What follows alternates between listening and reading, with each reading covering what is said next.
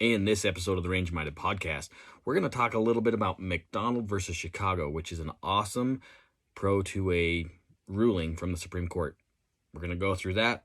We're going to learn some stuff, honestly, together that I didn't look up beforehand. We pull up on the internet, and I get a little spicy. Well, and then you know how I get sometimes. I just have to monologue, right? Monologue. Anyway, hope you enjoy this episode of the Range Minded Podcast. Episode, was it 206? Man, we're on episode 206 already. Anyways, hope you enjoy. What's happening? This is Steve with the Range Minded Podcast. I just got to clean off my desk here. I've been messing with my mixer. I screwed it up somehow. The sound was pretty awful, and I pushed the buttons and turned dials and made a mess of everything, and I had to start basically from scratch. And so the last 15 minutes, I've been trying to get it dialed back in to where I actually sound like I kind of know what I'm doing, which we already know. I probably don't know that much, but what are you going to do? What are you going to do? So tonight, we're going to be talking a little bit about, that's still probably a little bit high, sorry. We're going to be talking about McDonald versus Chicago. Now, I'm not talking about McDonald's like we're going to go eat to McDonald's. We're talking about, sorry, my computer's wigging out now too. Man, I'm having one score of a night. You know that? Do you guys reel that? Okay. There we go. I think I got it now. Let's hope so.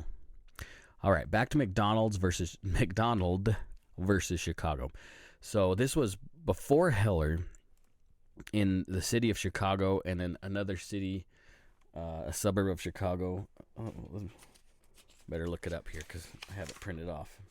Out of the way, Magic Donkey. Oak Park, which is a suburb of Chicago. So they had some city ordinances or city laws about possessing firearms inside your home, or at least owning and possessing a gun for self-defense outside of your home. Let's put it that way. So Chicago and Oak Park said, no, you can't. It's not covered under the Second Amendment. The city, their ordinances and laws supersede everything else because it's a states' rights issue. So they had fought this through, various levels of the district courts, and they had lost along the way. In the meantime, D.C. versus Heller, which we've talked about before, Scalia and Roberts and Thomas came out with an amazing ruling on Heller, right? Which changed the landscape of firearm ownership, firearm rights across the country. So the day that Heller was announced, the decision was announced, McDonald and some other Chicago or Illinois residents filed a federal lawsuit against the state, and so did the NRA and some other groups. So they were getting bombarded by all these new lawsuits that eventually made their way to the Supreme Court. It took about 2 years for McDonald, from the time of Heller, to meet the Supreme Court. So what does all this have to do with our rights? Well, they really dove in. Scalia, who wrote the opinion on this, he dove in on the Second Amendment and the 14th Amendment because, like I said, the state said, hey, this is a states' rights issue. It does not count. We're being safe. We're trying to reduce gun violence. You know the spiel, right? And they really broke it down as far as what the Constitution says, what the Second Amendment says, what the 14th Amendment says, and what the contemporary understanding of at the time of the Declaration of Independence, or the Bill of Rights was ratified, I should say, what the people then understood. And that is a key component, especially now. What was understood when the Constitution was ratified, when the Bill of Rights was ratified, that the public, what was their understanding of what these words meant? And Scalia did a deep dive in his opinion on this. I'm not going to read it all. It is incredibly long. So we're just going to do a quick summary of it. And why is it important to us now? So, and this is all my opinion, right? As far as why it's important to us now, you can take my opinion for the grain of salt. What I want you to do is your homework. I want you guys to actually do some homework. Look up McDonald versus Chicago. Look up DC versus Heller. Look up all these Supreme Court cases, which we've been talking about over the last few months, and understand your rights that are being explained by the Supreme Court and why they're being upheld and why they're so important to firearms owners. Again, we said this before. We need to understand where we've been so we know what direction we're going now and what our options are to retain our rights, specifically the right to keep and bear arms. Okay? You already know what the Second Amendment says. We're not going to read that again. If you don't know what the Second Amendment says, look it up. And for heaven's sake, please get some contemporary information, some contemporary documents. Look up Blackstone's commentaries, the Federalist Papers. Honestly, a bunch of the other states that had their constitutions written during the same period of time, and what their state laws or state constitutions say about the right to keep and bear arms and the purpose, because there are many. Scalia actually referenced some of these things. So here we are, Mr. Otis McDonald. In the first commentary that I was reading, I don't know why they had to say he was African American. Like, race has nothing to do with it. Gun control does have something to do with race. We can talk about that later. But in the commentary, who cares what race he is? He's an American citizen fighting for his right for self-defense, for self-preservation, which is a fundamental right. Okay? Don't get hung up on what color people are. It doesn't matter. We're citizens. We're all brothers and sisters united under the flag. Well, it's not the flag that gives us liberty, right? But it is a symbol of freedom. The Constitution is amazing. It's an amazing document. You need to understand why we have it and what it says. Let's just put it that way. All right, so in Scalia's immense opinion, I found a couple of sentences that I want to read verbatim because my interpretation or my point of view on these will not do it justice. After many, many paragraphs of talking about why the 14th Amendment and why the Second Amendment is covered under the 14th Amendment, or guaranteed, I guess you could say. And anyway, we get to these couple of paragraphs. Like I said, I want to read these to you so you understand what Scalia's point of view is and how we got there. Okay. Evidence from the period immediately following the ratification of the 14th Amendment only confirms that the right to keep and bear arms was considered fundamental. Okay, we just talked about this. In an 1868 speech addressing the disarmament of freedom, Representative Stevens emphasized the necessity of the right. Disarm. Let's see, man, I can't read right. Disarm a community, and you rob them of the means of defending life. Take away their weapons of defense, and you take away the inalienable right of defending liberty. The 14th Amendment, now so happily adopted, settles the question. And debating the Civil Rights Acts of 1871, Congress routinely referred to the right to keep and bear arms as decreed the continued disarmament of blacks in the South. And then it goes through Holbrook, another case. Finally, legal commentators from the period emphasize the fundamental nature of the right. And then he says, example, see T4, Manual of the Constitution of the United States of America. And that was published in 1867. Pomeroy, an introduction of the Constitutional Law of the United States, which is another reference book we could look into, but we're not going to tonight. The right to keep and bear arms was also widely protected by state constitutions at the time when the 14th Amendment was ratified. In 1868, 22 of the 37 states in the Union had state constitutional provisions explicitly protecting the right to keep and bear arms. individual rights under the state constitutions when the 14th Amendment was ratified in 1868. What rights are deeply rooted in American history and tradition? Quite a few of these state constitutional guarantees, moreover, explicitly protected the right to keep and bear arms as an individual right to self-defense. And then a bunch of references that we're not going to read. Let's see. What is more, state constitutions adopted during the Reconstruction era by former Confederate states included the right to keep and bear arms. A clear majority of states in 1868 therefore recognized the right to keep and bear arms as being among the fundamental rights necessary to our system of government. In sum, it is clear that the framers and ratifiers of the 14th Amendment counted the right to keep and bear arms among those fundamental rights necessary to our system of ordered liberty. All right. That's why I picked those 3 paragraphs, because Scalia lays it out.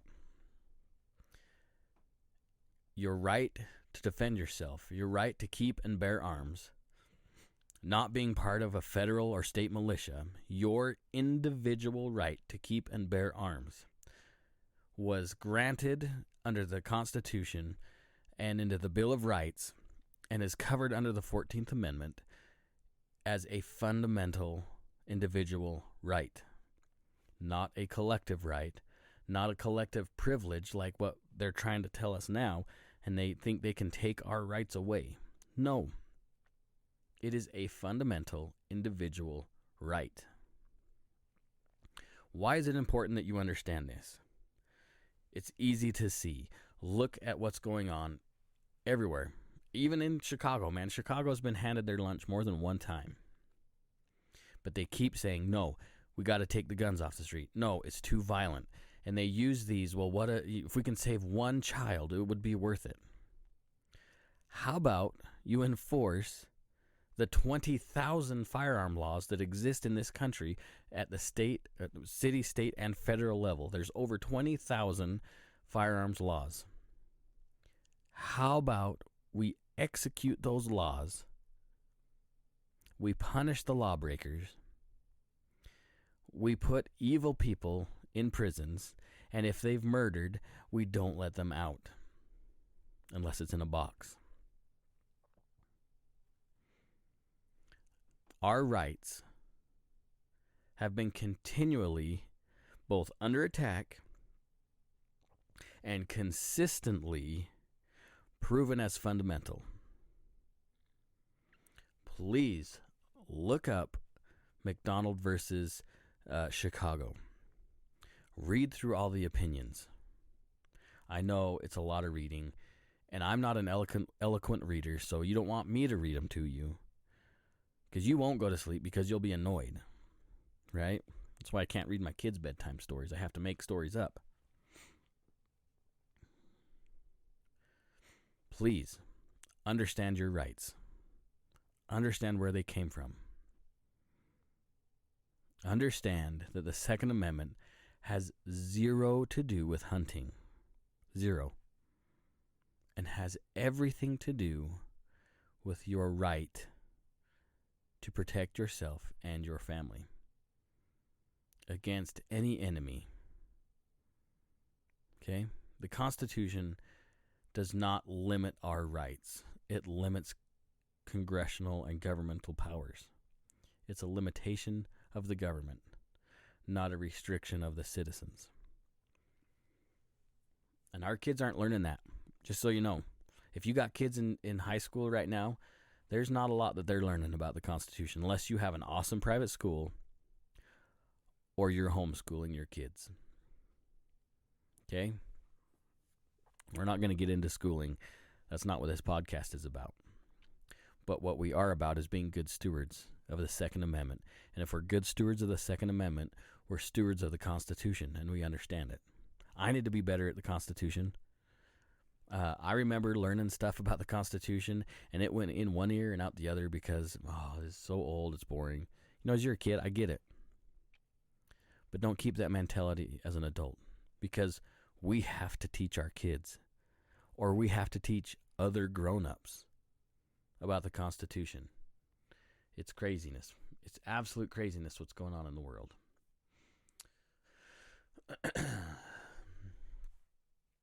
So, when we talk about these these rulings, they're not laws. When we talk about these rulings from the Supreme Court, it's important that we understand them. There's more coming down the pipeline, right? It sounds like pretty soon there's going to be the pistol brace thing is going to be presented in front of the Supreme Court. I don't know when.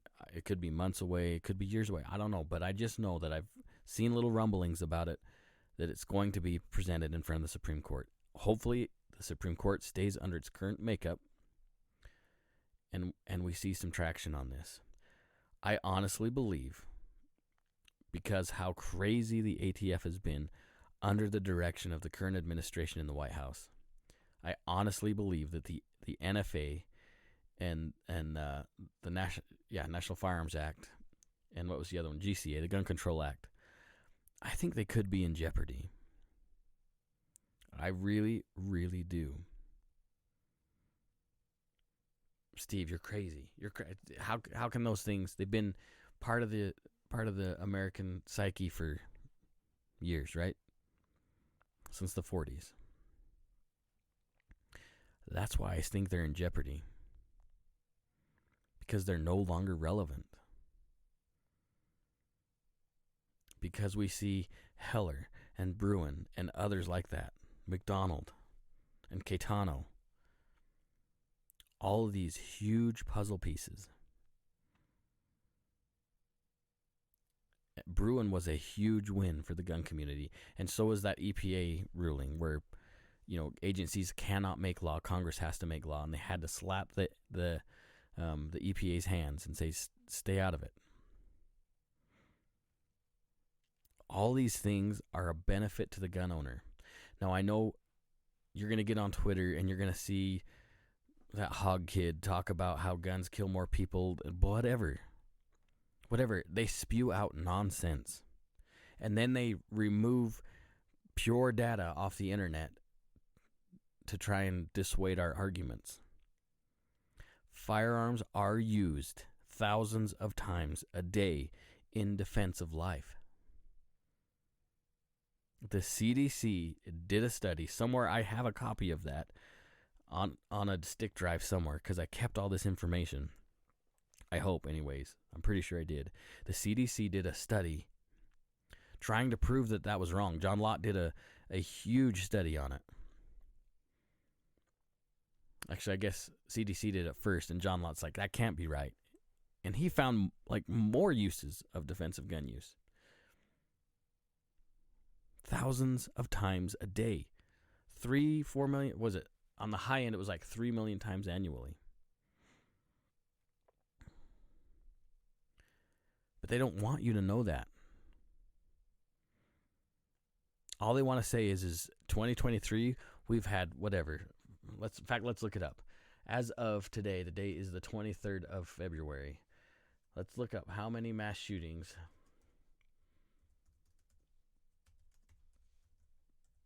in 2023. Sorry for my typing. Let's just see what they say. Mass shootings in 2023. There have been 71 mass shootings this year, according to USA Today. Okay. 71. That sounds like a crazy number. What is the definition? Typing one hand. Definition of a mass shooting. Well, look, it's the very first one that pulls up. A mass shooting, this is according to Wikipedia, so you know it's got to be accurate. A mass shooting is a crime which an attack kills and injures multiple individuals simultaneously using a firearm. Let's see. It doesn't give me a number. What is the definition of a mass shooting? Well, that was last year. Let's see. Okay. Here's from Encyclopedia Britannica. Let's see.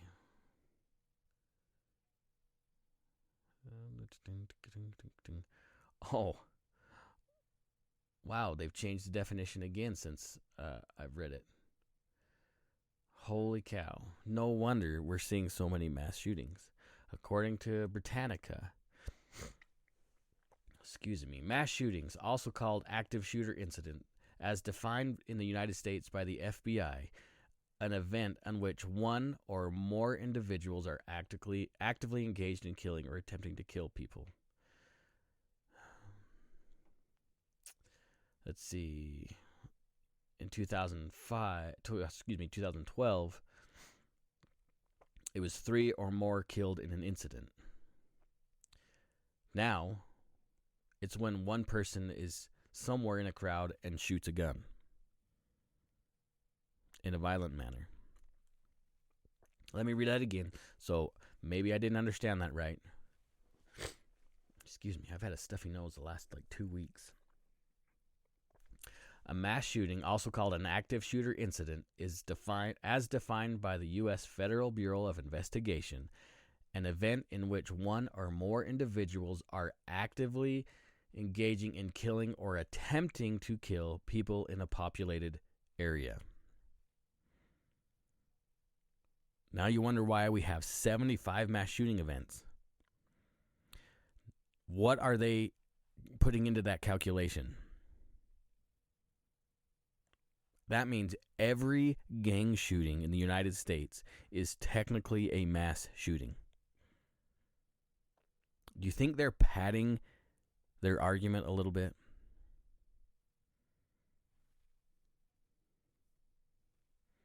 Well, I'm glad I looked that up with you guys, because it used to be when 4 or more people are injured or killed.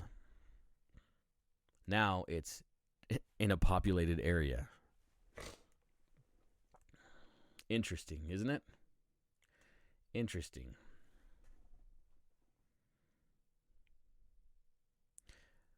Knowledge is power, friends. Knowledge is power. Knowing and understanding how statistics work in firearms industry, or not, no, strike that whole comment is just stupid. Strike that whole thing. Understanding how they use the numbers to manipulate information is important. Understanding how they extrapolate the numbers to make their argument seem stronger because they have no case. When you manipulate how you what you consider is a mass shooting, as any person in a populated area discharging a firearm with the intent to do harm. I'm sorry.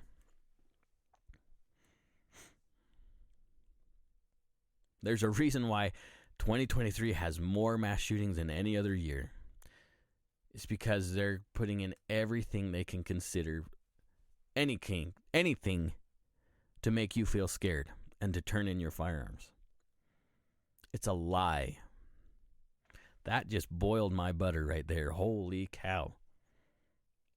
Holy cow.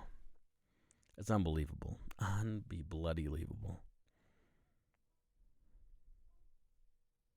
What was that noise? Must be the puppies. I don't wonder if you heard that or not.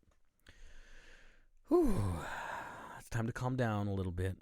Time to calm down. Please do your research. Look what we just learned together. Don't be scared to get on there and understand how they're making their arguments. It's okay to look at the negative side of things to see how their brain works. It's okay. But understand, every time an article comes on about a mass shooting, that we're being manipulated. If it saves just one child, they don't care about the children that are dying in inner cities in gang violence. They don't care.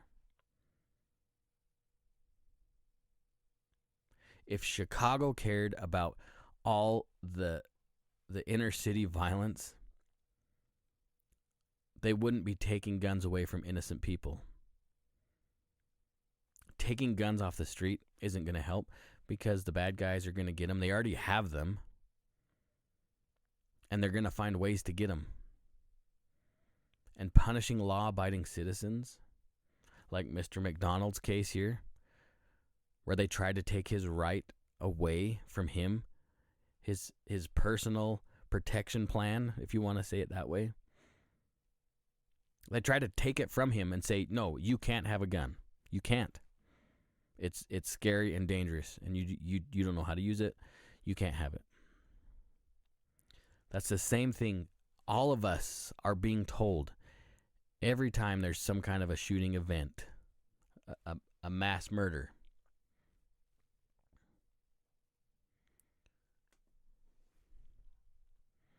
Yeah, I get passionate about this stuff because I'm sick and tired of you guys being lied to.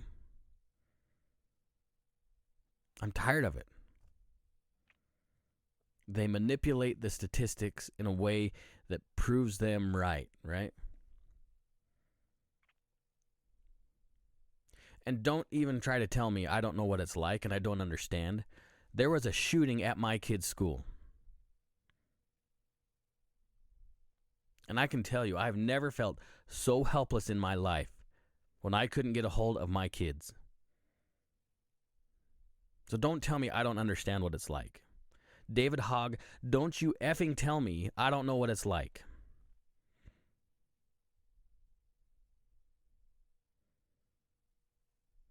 My child still lives in fear. There are kids in their school. So it happened in the middle school. The middle school and high school are just, like 100 yards apart. So my two kids that were in high school, they got locked down. My son, who is now graduated, but it was his senior year, I have no doubt he could have defended himself and those in his classroom because he's my kid. He has a brain. But my daughters haven't had the luxury of me being brutal. And they were scared for their life. So don't you freaking tell me I don't understand. And it's lies like the 73 mass shootings so far this year that piss me off. Do some research. Arm yourself with knowledge.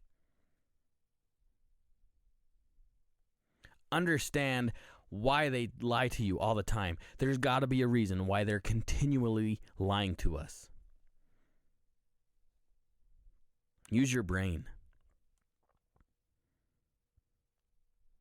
Don't be a duck that stands in the row like the rest of the sheep. I guess they're sheep, not ducks. I can't just follow along with the crowd. That is not in my nature. I have to question everything. Everything. I've said it before, but I'm going to share this quote again. It takes me a second to find it, so hold on.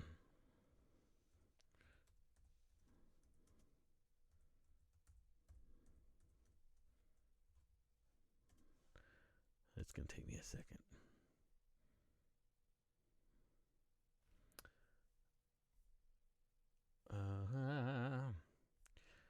Oh boy, I should have looked this up before. It just came to my mind, and I want to make sure I get it right and not screw it up. So that's why I'm looking it up. That's what it is.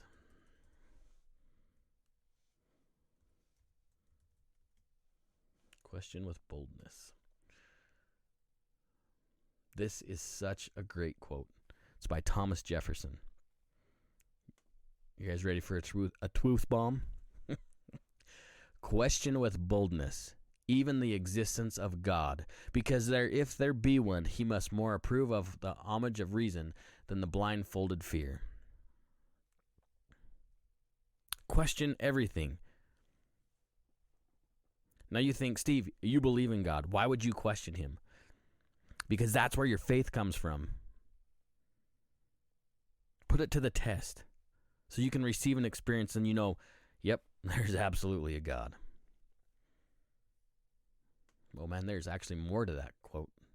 Found an extended version. Ready? Question with boldness, even the existence of God. Because if there be one, he must more approve of the homage of reason than that of blindfolded fear. Do not be frightened from this inquiry from any fear of its consequence. If it ends in belief that there is no God, you will find incitements of virtue. In the comfort of pleasantness, you will feel in its exercise. You will find incitements to virtue in the comfort and the pleasantness you feel in its exercise. Question everything.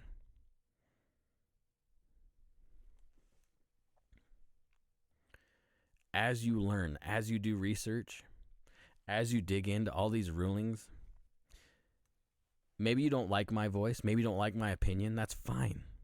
But hopefully I encourage you to be like, that dude's absolutely full of shit. I gotta look this up.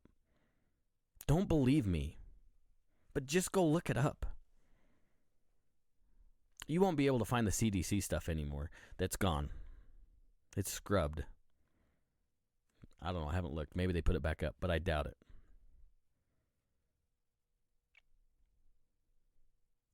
Look up unified crime reports. Look up the FBI statistics on stuff.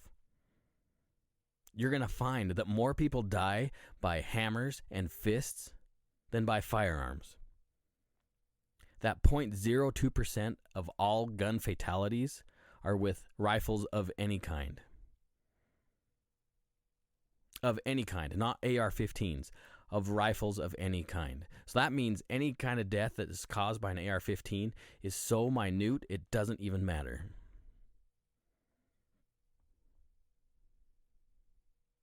Yes, I understand people get shot every day. I do understand that, and it's tragic. Any loss of life by violence is awful. But you know what's doing it? Not the hammers, not the knives, not the guns. It's the murderer that's doing it.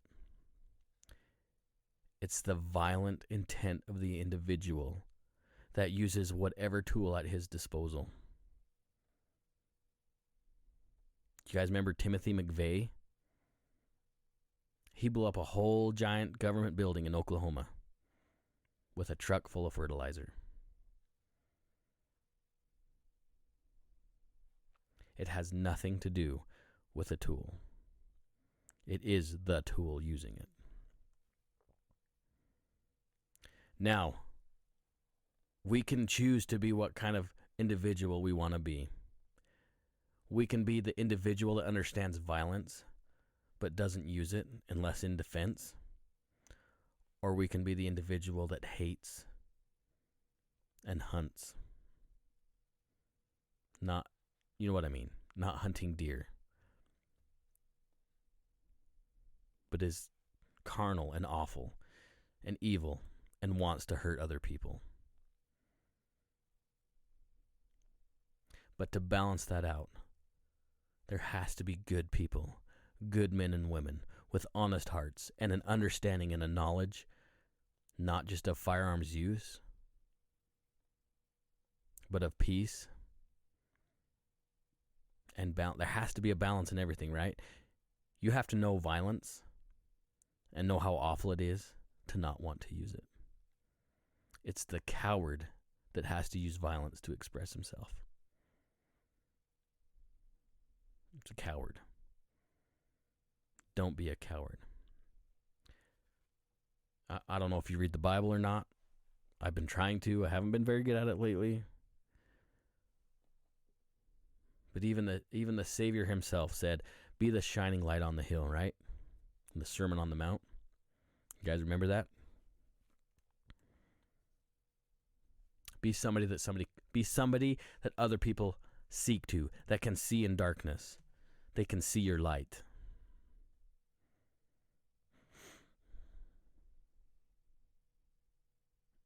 I think it's absolutely okay to be an absolute savage. Well, to understand how to be a savage.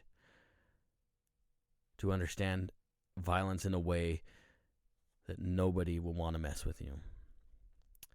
But in order to be a good human, you have to harness that beast and never let it out unless it needs to be out. It's okay. I'm not going to go what I just about said something. I'm not going to go there because we're going to get in a whole other argument, and maybe I'll have to go a whole nother rabbit hole, and it'll just be a nightmare. I know this whole podcast was supposed to be about McDonald, right? McDonald versus Chicago. Please read it. Please look it up. Look up the opinions, both the for and against, what are they called? Dissenting and concurrence. That's the other word. Look them up. Understand them. Understand what they say.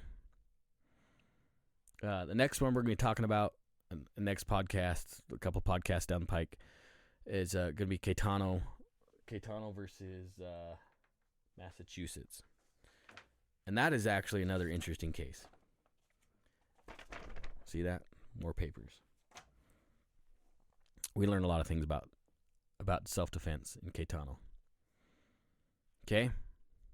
Listen, don't take my word for it. I already said that. Don't take my word for it. Do your own research. Get training. Whether that be first aid training, firearms training, understand handgun, rifle, shotgun. Understand this stuff. Get training. If you don't know you want to take that route, understand other means of defense. Take some kind of a martial art. I love jiu-jitsu. Now, I haven't been on the mats in very long. It's been way too long. I love jiu-jitsu. But jiu-jitsu is not meant to beat up a bunch of people. That's not what it's for. Understand how to use a cane. Understand how to use a knife. Or whatever. Sticks are a ton of fun too. If you need a good edge weapon seminar, look up my very good friend, Adam Boyce, Spartan Mode. Look him up. Take one of his seminars. That is just scratching the surface of defensive knife use. Just scratches the surface. You don't want to do that either? Start understanding the Constitution.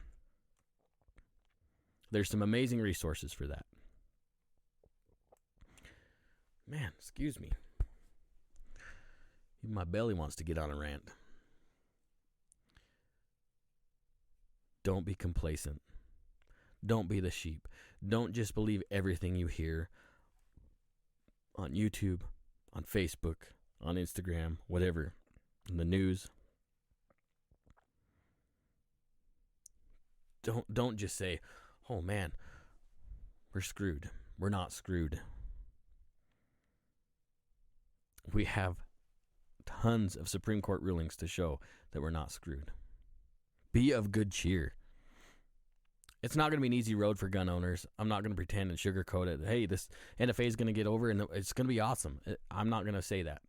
What I said is it has a possibility for being overturned. It's in jeopardy is what I said, right? There's a possibility there. May not happen. I don't know. I wish I had a crystal ball. I'd be way better off than I am right now. Don't fear. Don't. Just be prepared for the worst and expect the best. Be a good person. Get trained. Please. It's not just a moniker or whatever you want to say. Take somebody shooting. Please, take somebody shooting. Find somebody that's a little apprehensive, that wants to go, that maybe, might be a little scared. Take them to the range. Let them experience how amazing the Second Amendment is. Take a class with them. Take a class with your spouse, with your boyfriend or your girlfriend or whatever, with one of your kids. We need more stewards of the Second Amendment. I know you guys are trying to do your best, but just do a little more. If you can afford to volunteer some money to some of the big national gun rights groups, I'm a little apprehensive with the NRA. We're not going to talk about the NRA, but there's other amazing groups out there that are fighting for your rights. They're fighting for it. If you can even donate a buck. Every little bit helps. You guys are awesome. Thanks for hanging out with me tonight. I appreciate you guys. We still have a goal to hit 100 new listeners every month this year. In order to do that, I need your help.